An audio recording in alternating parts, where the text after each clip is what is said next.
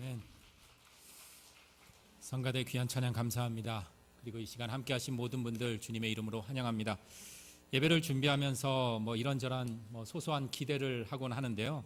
그중 하나가 바로 성가대 찬양이 아닐까 싶어요. 어떤 곡 하실까, 또 어떠한 하모니 이렇게 엮어주실까. 그래서 하나님께 영광 돌리고 예배를 얼마나 더 풍성하게 만들어갈까, 이러한 기대를 하는데요. 지금껏 그 기대에 한치의 흐트러짐도 없었습니다. 늘 기대 이상이었어요. 뿐만 아니라 우리 하나님께서도, 영광 받으실 하나님께서도 늘 기대 이상이라고 확신합니다. 그래서 감사의 마음이 드는 이 아침입니다. 이렇게 우리가 기대를 해서 기대 이상의 어떠한 성과를 얻기도 하지만, 때로는요, 기대를 안고 출발한 일이 어려움을 만나거나 좌절이 되거나 실망을 그렇게 또 바뀔 때도 있습니다. 우리 설 연휴 이렇게 건강하게 보내셔서 이렇게 또 반가운 얼굴 뵙게 되었는데요. 우리 간혹 이럴 때 있잖아요. 설 연휴, 오래간만에 반가운 이제 가족들, 친지들 만날 마음에 기대하며 먼 길 마다하지 않고 고향길로 향합니다. 그런데 또 오랜만에 만난지라 괜히 의견 충돌로, 갈등으로 처음 반가움에 대한 그 기대가 불편한 마음으로 또 변하기도 합니다. 때로는 함께 즐겁고 설레는 그러한 기대를 안고 출발했던 그 여행길이, 그 여행길 속에서 함께한 이들이 도리어 의견 차이로 좀 티격태격하면서 처음 여행에 출발을 했을 때 그 가졌던 기대감이 물거품이 또한 되어버리는 그러한 경우들도 있고요. 우리가 무언가를 기대한다라는 것은 그렇게 기대하는 그러한 대상이 있기 마련입니다. 성가대의 찬양을 기대하고요, 고향집을 기대하고 또 여행을 그렇게 기대하는 그러한 대상이 있기 마련입니다. 최근 인기에 방영되었던 스카이 캐슬이라는 드라마 혹시 보셨나요? 한두 번쯤은 너무 회자되는 그러한 드라마인데요. 남편을 왕으로, 자식을 왕자와 공주로 그렇게 키우고 싶은 소위 대한민국 0.1%의 그러한 가정의 어떤 모습들, 부모들의 뒤틀린 그 욕망을 아주 적나라하게 드러내 보이는 그러한 드라마인데요. 드라마에서 부모들은 자녀들의 그러한 학벌, 성적에 기대면 그러한 모습을 아주 적나라하게 보여주고 있습니다. 예를 들어서 한 가정에 이러한 일이 있었습니다. 한 가정에 딸이 있었는데요. 자신을 향한 그 아버지의 기대를 채우기 위해서 가짜 하버드 대학생 이런 흉내를 내는 행세까지 하는 아주 비극적인 그러한 인물이 등장을 합니다. 그러다 결국 나중에 발각이 됩니다. 발각이 되고 딸이 왜 그랬는지 속사정 조금도 알고 싶어 하지 않은 채 아버지는 딸에게 이렇게 외칩니다. 감히 네가 나를 능욕하느냐? 애비 얼굴에 어떻게 그렇게 똥칠을 해도 유분수지라고 하면서 분노를 표출해냅니다. 그동안 딸의 기대였던, 자식에게 기대였던 자신의 그 기대가, 아버지의 그 기대가 아주 산산조각 부서지는 장면이 나옵니다. 아이에게 모든 것을 기대며 살았던 아버지의 아주 그 비참한 모습이 어쩌면 그저 드라마의 허구로만 우리에게 전해지는 것이 아니라 어쩌면 우리네 삶의 현실 속에서도 종종 나타나지 않을까 싶습니다. 그렇게 내가 기대하는 그 대상에 따라서 내 삶의 모습도 달라집니다. 드라마에서는 자식에 대한 기대를 안고 있으면 그 부모들, 주변의 모든 삶의 방향과 시선은 모두 자식에게 향하게 마련입니다. 우리가 어쩌면 이 신앙생활을 할 때도요, 우리 교회에서 일반적으로 좀 새로운 목회자가 오면은 교인들이 초롱초롱한 눈망울로 기대에 찬 눈빛으로 목회자를 바라보고 기대를 갖게 됩니다. 그러시죠? 그런데 조금 시간이 어느 정도 지나다 보면은 그 기대의 폭에 미치지 못해서 기대가 아닌 실망을 또한 하게 됩니다. 혹 저를 바라보시면서 지금 그런 생각을 갖고 계시거나 아니면 아주 이전에 그런 생각 갖고 계신 분들이 있다면 먼저 그 기대에 부응하지 못한 목회자의 부족함에 먼저 죄송한 마음을 전합니다. 그리고 이 죄송함은, 어쩌면 그 죄송함은 계속될지 모릅니다. 왜냐하면 그 기대하는 대상, 의지하는 대상이 바로 사람이기 때문입니다. 지금 설교 서두에 혹시 졸리신 분 계시죠? 예, 노릇노릇하게 이제 따뜻한 데 오니까 이제 졸리신 분이 계실 듯 싶은데요. 졸린 분이 있으면은요, 너무 부담 갖지 마세요. 저도 누가 이렇게 설교하고 앉아 있으면은요, 가끔 뭐 아브라함도 만나고 오고요, 모세도 만나게 되더라고요. 단 주무 좋으실 때 옆에 사람들한테 이렇게 기대지 마시고요. 잠시 졸리시면 뒤로 가셔서 뒤에 벽에다 이렇게 잠시 기대서 조셔도 됩니다. 왜냐하면 벽은 변함없이 그 자리에 있고요. 벽은 여러분들이 힘을 쭉 빼더라도, 모든 힘을 다 빼더라도 여러분을 충분히 지탱해 줄 만한 그러한 힘이 있기 때문입니다. 혹시 여러분들 너무 졸려서 힘을 쭉 빼고 옆 사람에게 기대고 한다면 그 다음 장면 어떻게 펼쳐질까요? 물론 옆에 있는 사람이 나보다 힘이 세도 어느 정도는 버티다가 조금씩 그 사람도 힘이 빠지면서 나는 쓰러지거나, 또 어느 정도 버티다가 갑자기 옆에 있는 사람이 때로는 슬며시 어깨를 빼버리면 나는 중심을 잃고 어떻게 될까요? 괜히 안 좋은 것처럼 까딱하면서 민망한 그러한 장면을 연출하기도 합니다. 여기 지금 그 민망한 그 장면, 기대가 부서지는 또 다른 장면이 지금 펼쳐지고 있습니다. 애굽에서 종살이 하던 이스라엘 백성들, 젖과 꿀이 흐르는 새로운 땅, 새로운 삶에 대한 그 기대를 안고 광야길로 향했습니다. 먹을 것도 넉넉지 않습니다. 마실 물도 녹록지 않습니다. 뜨거운 태양의 열기를 피할 그러한 그늘도 없는 그러한 땅으로 향했습니다. 하지만 그들은 그 광야 땅을 한 발자국 한 발자국 걸어 나아갔습니다. 왜일까요? 그들은 기대할 수 있었기 때문에 걸어갔습니다. 장밋빛 꿈이 있기에 기필코 그 길을 걸어갔습니다. 그리고 마침내 그렇게 기대에 찼던 약속의 땅이 아주 저 멀리 보이기 시작을 합니다. 이제 기대가 현실이 되는 그러한 순간이 드디어 찾아왔습니다.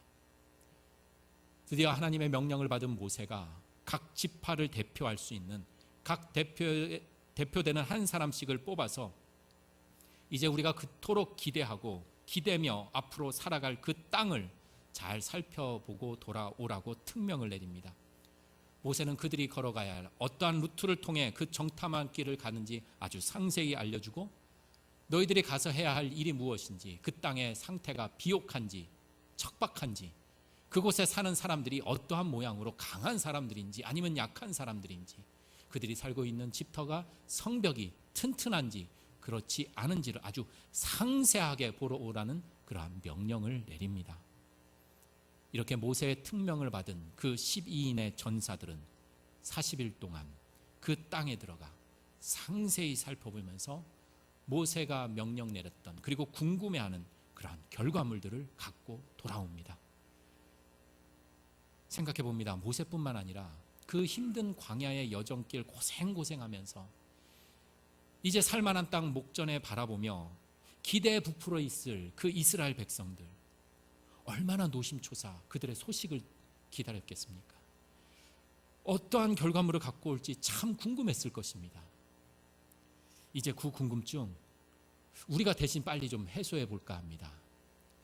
함께 봉독하지 않는 관계로 우리 27절 말씀 우리 화면을 보면서 그 궁금해할 이스라엘 백성들에게 빨리 소식 우리가 대신 전해 볼까 합니다. 우리 27절 말씀 큰 소리로 함께 알려보도록 하겠습니다. 시작. 모세에게 말하여 이르되 당신이 우리를 보낸 땅에 간즉 과연 그 땅에 젖과 꿀이 흐르는데 이것은 그 땅의 열매. 어떠한 이야기일까요? 바로 이구동성, 그 땅은 비옥한 땅입니다.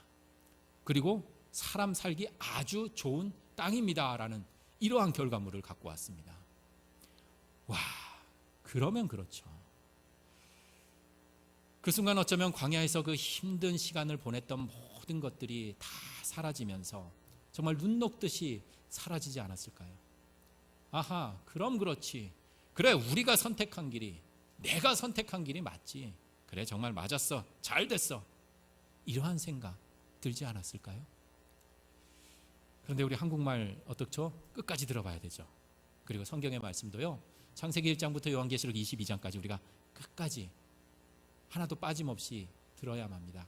쉽게 하나님의 말씀 포기하거나 단정짓지 말고 끝까지 살펴보아야 합니다. 가벼운 마음, 가벼운 발걸음이 아니라 그 뒤의 이야기는 고민과 걱정, 두려움을 잔뜩 알고 돌아와서 그동안 갖고 있었던 그 기대가, 이스라엘 백성들이 품고 있었던 그 기대가 아주 산산조각 박살나는 그러한 장면이 뒤이어 펼쳐집니다. 28절과 29절의 보고가 또 그 뒤를 잇는데요. 우리가 못다한 그 보고 다시 한번 또 우리가 한 목소리로 봉독해 보겠습니다. 시작. 그러나 그 땅 거주민은 강하고 성읍은 견고하고 힘이 클 뿐 아니라 거기서 아낙 자손을 보았으며 아말렉인은 남방 땅에 거주하고 헤딘과 여부스인과 아모리인은 산지에서 거주하고 가나안인은 해변과 요단가에 거주하더이다. 그 땅 좋긴 좋은데 그러나 그 땅에 이미 살고 있는 사람들이 어떻다라는 거죠? 아주 힘이 세고 강한 건 우리가 이후에 알고 있겠지만 그 땅에 비집고 들어갈 틈이 없다라는 겁니다. 성경에 쭉 나와 있지만 아낙 자손도 있고요. 동서남부 여러 족속들이 이미 터를 잡고 자리 잡고 있는 그 땅에 우리가 들어갈 틈도 여지도 없다라는 것입니다. 한마디로 가나안 땅에 들어가는 건 언감생신, 감히 바라볼 수도 없다라는 것입니다. 뿐만 아니라 이를 더 확실히 하기 위해서 오늘 함께 봉독한 33절에 보면 우리가 들어갈 땅의 사람들은 모두 다 거인족과 같다라고 합니다. 서장훈처럼 그냥 힘이 세고 강호동처럼 그렇게 거대한 그러한 사람들만 있다라고 합니다. 그에 비례해서 우리들은 메뚜기에 불과할 뿐이다 라는 이러한 평가를 하기에 이르릅니다. 그러자 백성들은 그 기대가 와르르 무너지며 그러한 이야기를 듣고 낙심합니다. 두려움이 파도처럼 그들을 휩싸입니다. 백성들은 모세와 아론을 원망합니다. 차라리 우리가 노예의 신분이었지만 애굽에 있었으면 목숨이라도 부지할 것인데 이렇게 이제 가나안 사람들, 저 이방 사람들, 저 무지막지하고 힘이 센 그 사람들에게 우리 칼에 맞아 죽을 것 생각하니 차라리 애굽으로 돌아가지. 저 적과 꿀이 흐르는 땅, 우리가 평생 살아야 할 저 가나안 땅 하나 바라보면서 그 어려운 광야길 고비 넘으면서 왔는데 이게 뭐야? 그 모든 기내가 와르르 무너져 내리는 그러한 소리가 들려옵니다. 희망과 꿈에 부풀었던 기대, 그 기대는 마른 하늘의 그 날벼락과도 같았습니다. 사태는 이제 걷잡을 수 없는 상황으로 돌변해 버립니다. 이러한 상황에 두 사람이 일어납니다. 여호수아와 갈렙. 13장 30절에는 갈렙이 모세 앞에서 백성들을 조용히 시킵니다. 그리고 이렇게 이야기를 합니다. 우리가 곧 올라가서 그 땅을 취하자. 능히 이기리라. 10명의 정탐꾼 그리고 2명인 여호수아와 갈렙, 어느 쪽을 선택하시겠습니까? 우리는 자신 있게 그 2명의 그 이야기를 선택한다고 자신 있게 이야기할지 모릅니다. 하지만 우리들의 그것이 현실이라면 어떨까요? 지금 내 눈앞에 보이는 현실이라면 우리는 보통 의사결정을 할 때도 다수의 의견을 따르는 법입니다. 10대 2입니다. 그렇지 않더라도 그 10명의 보고는, 그 증언은 아주 합리적이고 타당하고 이성적이고 현실적인 그러한 이야기입니다. 어디 하나 거짓이 없는 사실을 충실하게 그러한 이야기를 전하고 있습니다. 하지만 이에 반한 그 2명, 그 2명의 생각은 무모하고 비이성적이고 타당하지 않은 그러한 주장에 불과합니다. 왜요? 왜냐하면 이스라엘 백성들은 전쟁의 경험도 무기도 없는, 요새 보트피플로 우리나라 땅에 이렇게 오는 그런 난민 수준에 불과합니다. 우리가 이전에 50년대 60년대 미국 사람들 보면 어떻게 생각했죠? 거인이었어요. 뭘 먹었는지 저렇게 키도 크고 등치가 저렇게 클까? 이에 반해 우리나라는 어땠을까요? 먹을 것이 없어서 정말 다 자란 어른도 아이처럼 보이는 그러한 모습. 지금 가나안 땅에 정착한 이들은 안정된 문화 속에 있었던 사람들입니다. 넉넉한 경제 활동을 하면서 그러기에 또 자신을 지키고 보호할 만한 힘과 능력을 가진 아주 막강한 이들이었기 때문입니다. 그리고 이스라엘 백성들은 지금 가야 할 그 땅에 여러 민족들, 가나안인, 아모리, 아말렉 여러 민족들이 동서남북에 포진하고 있어서 그래요, 한번 마음 먹고 우리 한 번만 더 고생하자, 이 산만 넘어가자, 이것이 아니었습니다. 이곳을 넘으면, 이 산을 넘으면 아말렉을 넘으면 여부스 족속이 있고, 아모리 족속을 넘으면 아낙 자손이 있고, 아낙 자손을 넘으면 가나안이들이 있는 도저히 넘기 힘든 첩첩 산중이었기 때문에 10명의 그 이야기가 타당하고 합리적이고 이성적인 이야기일 수밖에 없습니다. 우리들의 눈은 10명을 선택합니다. 하지만 성경의 눈은, 하나님의 마음은 2명을 선택합니다. 왜 그러한 선택이 이루어졌을까? 성경의 말씀에 먼저 정탐꾼, 그 10명의 그 정탐꾼들은 오늘 본문 말씀 13장 32절에 그 정탐한 땅을 바라보며 이렇게 이야기를 합니다. 이스라엘 자손 앞에서 그 정탐한 땅을 악평하여 이르되,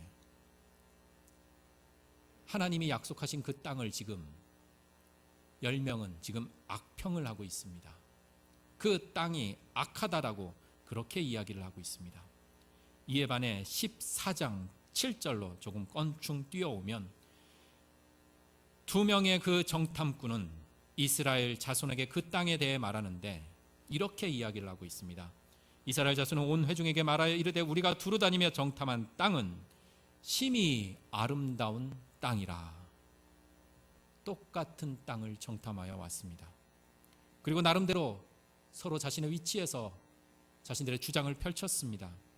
하지만 10명에게는 나쁘게 평가되는 땅, 그리고 2명에게는 심히 아름다운 땅. 과연 하나님의 마음은 어느 쪽에 더 가까울까요? 하나님의 그 숨결은 어느 누구의 그 이야기 속에서 느껴지십니까? 창세기 창조 때마다 하나님이 창조하신 모든 모습들을 하나씩 살펴보며 그 모습들을 바라보며 하나님은 이렇게 고백하십니다. 보시기에 좋았더라. 보시기에 선했더라. 보시기에 아름다웠더라. 바로 보시기에 좋았더라는 그 마음이 그 땅을 바라보며 심히 아름다운 땅이다라는 그 2명의 마음 속에서 그대로 다시금 살아남을 느끼게 됩니다. 무엇이 차이였을까요? 10명은 하나님이 약속하신 그 땅을 바라본 것이 아니라 그 땅에 살고 있는 이들을 바라보았다면 그 2명의 눈에는 하나님이 약속하신 그 약속, 그 땅이 바라보았기 때문은 아닐까 싶습니다. 뿐만 아니라 오늘 본문 말씀 13장 33절에서는 10명은 자신들의 처지 상황을 이렇게 솔직하다 못해 아주 적나라하게 이렇게 표현하고 있습니다. 우리는 스스로 보기에도 메뚜기 같습니다. 그리고 그들이 바라보기에도 우리도 그와 같이 메뚜기처럼 보일 것입니다. 어떻습니까? 맞는 표현 아닐까요? 광야에서 떠돌며 유랑하며 살아선, 제대로 음식도 영양 섭취도 못해서 피골이 상접해 있는 마치 정말 노숙자와도 같은 그러한 사람들, 그게 바로 이스라엘 백성들, 메뚜기 같은 그러한 모습이었을 것입니다. 하지만 이에 반해 좋은 음식, 안정된 자리에서 살았던 저 가나안 땅에 있는 많은 족속들, 그들이 바라보기에는 이스라엘 백성들은 그렇게 메뚜기처럼 보였을지 모릅니다. 그러니 이것은 진실된 고백입니다. 겸손한 고백처럼 들릴 수 있습니다. 객관적인 판단과 자신들의 경험과 상식의 폭에서 그 고백이 타당한 말입니다. 하지만 우리는 누군가에 의해 평가를 받거나 내가 스스로 나를 정의 내리는 사람이 아닙니다.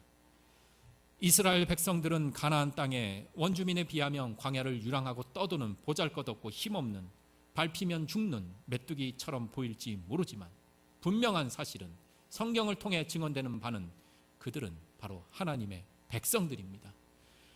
하나님에 의해서 하나님의 백성으로 택함을 받은 이들이라는 사실입니다. 내가 보기에는, 누군가 바라보기에는 메뚜기처럼 보일지 모르지만 그것은 세상의 눈이요 나의 눈으로 바라본 나의 정체성일지 모르지만 하나님의 눈은 우리를 하나님의 백성으로 선택하시고 우리는 하나님의 자녀라는 사실입니다. 14장 9절에 그 두 명 여호수아와 갈렙은 하나님의 백성임을, 하나님은 우리의 보호자 되심을 잊지 말라고 선포하고 있습니다. 그들의 보호자는 그들에게서 떠났고 여호와는 우리와 함께 하시느니라. 그러니 그들을 두려워하지 말아라.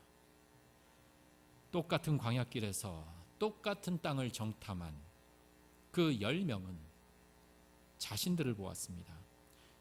10명은 자신들의 눈에 비친 그 모습에 자신들의 상식과 경험에 기대었습니다. 그들의 상식과 경험에 의하면 싸움은 힘이 센 사람이 이깁니다. 그것이 이치입니다. 그것이 상식입니다. 그러니 그 속에 두려움이 자라나기 시작하였고 결국 그들은 두려움에 기대며 살아갈 수밖에 없었습니다. 고백합니다. 우리의 신앙은 상식이나 경험으로 이해되는 것이 아닙니다. 그러면 굳이 성경에 성령의 도우심, 하늘의 지혜가 왜 필요하겠습니까? 그저 충분히 우리들의 상식으로, 지혜로, 상황 판단으로, 누군가의 도움으로, 내가 쌓아놓은 그 힘으로 다 이해할 수 있고 우리들의 신앙의 길 충분히 걸어갈 수 있기 때문입니다. 우리의 머릿속에는 우리의 상식이나 경험이 떠나지 않으면서도 어쩌면 우리는 왜 내 신앙은 이렇게 잘하질 않을까? 너무 신앙을 쉽게 생각해버리거나 왜 나는 하나님을 만나지 못하지? 왜 나는 하나님의 음성이 들리지 않지? 내 머릿속에는, 내 속에는 온통 내 상식과 경험과 이성으로 똘똘 뭉쳐 있으면서도 너무 우리는 신앙과 하나님을 쉽게 생각해버리는 경향이 있지 않나 고백해 봅니다. 진정 하나님을 알고 만나기 위해서는 내가 생각하고 내가 경험되어진 그 상식들을 잘라내야만 합니다. 그리고 그 잘라진 부분에 하나님의 말씀을 접붙여야 합니다. 귀한 하나님의 말씀, 이러한 말씀으로 우리들의 삶에 접붙여 보는 것은 어떨까요? 잠언 3장 5절에서 7절까지의 말씀입니다. 우리 한 목소리로 함께 고백해 보도록 하겠습니다. 너는 마음을 다하여 여호와를 신뢰하고 내 명철을 의지하지 말라. 너는 범사의 그를 인정하라. 그리하면 내 길을 지도하시리라. 스스로 지혜롭게 여기지 말지어다. 여호와를 경외하며 악을 떠날지어다. 그렇습니다. 그 두 명은 하나님을 의지하고 하나님 바라보며 하나님께 기대었습니다. 그 두 명은 그동안 하나님께서 지금까지 역사하신 일과 지금도 함께 인도하시는 그 하나님께 기대며 오직 하나님 그 한 분만을 바라보았습니다. 그러니 세상의 눈으로 보기에는 그 두 명의 증언과 그 고백 선포는 아주 비합리적입니다. 무모합니다. 승산이 없는 싸움처럼 보입니다. 아주 수준이 낮은 상식 이하의 그러한 이야기입니다. 그러니 14장 10절의 말씀처럼 어쩌면 온 회중들이 그들을 돌로 치려 했을까요? 이쯤 되면 아까 서두에서도 이야기한 것처럼 옆 사람에게 자꾸 이렇게 좀 기대고 싶은 시간인지라 우리 문제 하나 좀 내볼까 합니다. 지금 우리 성경 어느 부분 우리가 함께 이야기를 나누고 있죠? 민수기 이야기하고 있습니다. 물론 우리나라 말로는 백성들의 숫자, 인구조사처럼 이렇게 느껴져서 민수기에 그런 부분들이 있는데요. 그러한 이름을 따서 민수기, 백성들의 그 숫자를 세었다라고 해서 민수기라는 이름을 붙여졌지만 원래 성경이 쓰여졌던 그 시대의 언어로 다시 이름을 붙이면 민수기의 이름은 오늘 제목과도 같은 광야에서라고 이렇게 이름을 지을 수가 있습니다. 광야에서. 이스라엘 백성들은 그 광야에서 하나님의 백성이 되는 하나님과의 만남이 이루어진 그 장소가 바로 광야였습니다. 그렇게 광야는 하나님과 함께 걷는 길이었습니다. 하지만 동시에 그 광야는 너무나 상황이 척박하고 위험하고 거칠고 어려움이 많은지라 하나님보다 다른 것이 더 크게 보이는 장소 또한 바로 광야라는 것입니다. 그러기에 광야길은 하나님과 함께하는 희망찬 여정길이 될 수도 있고요. 동시에 하나님보다 다른 것이 더 크게 보여서 혼란과 두려움이 엄습해오는 그러한 길이 바로 광야의 길이라는 것입니다. 똑같은 길을 가지만 어떠한 그런 희망과 여정의 그런 길이 되고 어떤 건 혼란과 두려움의 길이 되는 그 큰 차이는 바로 우리가 무엇을 기대하며 무엇에 기대며 걸어가느냐에 달려 있다라는 것입니다. 고백해 봅니다. 어쩌면 우리가 사는 이 길도, 걸어가는 이 인생길도 광야길과 같습니다. 때로는 우리네 마음이 그렇게 거친 광야와 같을 때가 있습니다. 아무것도 없어 살 수 없을 것 같았던 그 광야길에서 우리는 하나님의 인도하심과 돌보심으로 여기까지 왔습니다. 그래도 용케 여기까지 왔습니다. 하나님의 백성으로 하나님의 인도하심으로 때로는 놀라운 기적을, 그 은혜를 경험하고 감사하며 여기까지 왔습니다. 때로는 뭐 특별한 일 없이 그저 터벅터벅 걸어오듯이 그렇게 여기까지 또한 왔습니다. 그러다 문득 두려움이 몰려오거나 어려움이 닥치거나 상황과 처지에, 환경에 갇혀 버릴 때도 있습니다. 그럴 때 어쩌면 우리가 걷는 그 길이, 내가 서 있는 그 길이 광야이기에 광야에서는 기댈 곳이 없습니다. 광야 같은 세상에도, 광야 같은 내 마음에도 어디에도 기댈 곳이 없습니다. 내 지친 몸 기대기에는 길 가다 마주친 앙상한 나뭇가지가 너무 연약해 보입니다. 내가 걷고 있는 이 땅에 잠시 몸을 눕히고 싶지만, 기대보고 싶지만, 낮에는 뜨거운 열기로, 밤에는 추운 한파로 내 지친 몸 기댈 수 없기에 이것도 역부족입니다. 그래요, 함께 광야길 가는 이 있으니 그 사람에게 기대고 싶지만 그 사람도 역시 지쳐 있어서 언제 쓰러질지 모릅니다. 그러니 이것 또한 안전할 수 없습니다. 그래요, 광야길 걸어가면서 내가 광야길 많이 걸어봤으니까, 내가 상식이 있으니까, 경험이 있으니까 그것에 기대어 광야길 걸어보지만 한번 휘 하고 불어닥친 그 광야의 회오리바람에 지형이 바뀌어 버리니 길 잃어버리기 딱 좋습니다. 그렇게 광야길 같은 우리네 삶, 내 마음, 그 길에 있기에 우리가 기댈 곳은 바로 우리들의 상식도 이성도 경험도 나의 힘도 누군가의 힘도 아닌 바로 하나님임을 조심히, 하지만 다시금 새롭게 고백해 봅니다. 비록 힘에 겨워 눈물이 나오는 그 순간일지라도 하나님 믿고 나아가기를 고백합니다. 그리고 이 시간 우리 이 마음 담아서 함께 침묵의 시간을 가져볼까 합니다. 조용히 찬양의 음성 들어보면서 우리 광야길과도 같은 이곳에서 하나님 믿고 나아가는 삶이 되기를 소망합니다.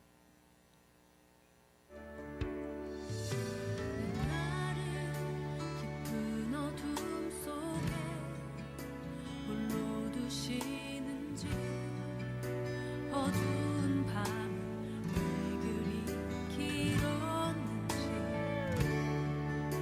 나를 고독하게, 나를 낮아지게, 세상 어디도 기댈 곳이 없게 하셨네.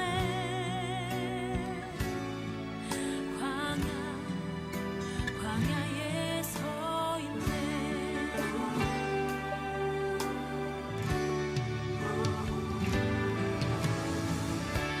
주님 난 내 도움이 되시고, 주님 난 내 빛이 되시는, 주님 난 내 친구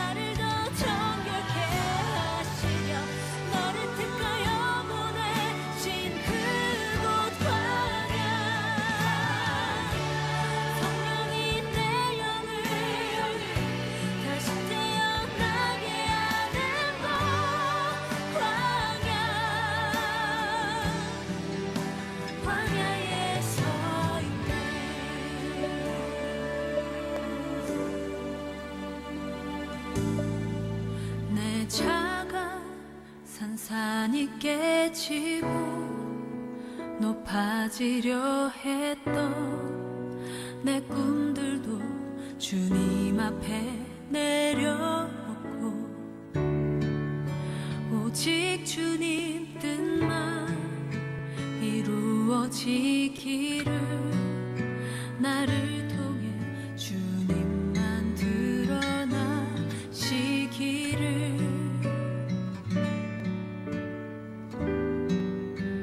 광야를 지